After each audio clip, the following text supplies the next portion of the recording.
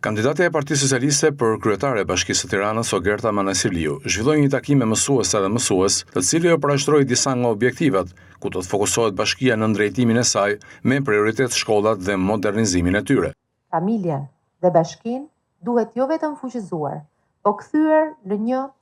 instrument proaktiv për zhvillimin e komunitetit.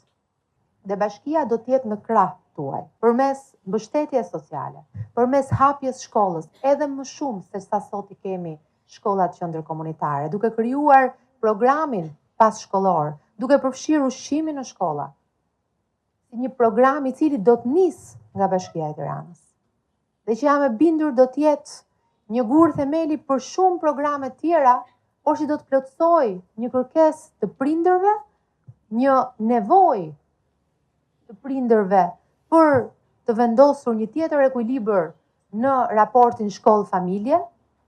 por nga ana tjetër edhe juve si mësues do t'ju mbështesim për të mundësuar këtë program i cili do t'jetë pas orarit mësimor. Teksa foli për projektet e bashkisë në të ardhmen, Manasiliu tha se çdo projekt do të ketë në fokus dimensionin social të tij, në mënyrë që çdo antar i komunitetit në rolin që ai ka të ndihet i vlerësuar dhe i respektuar.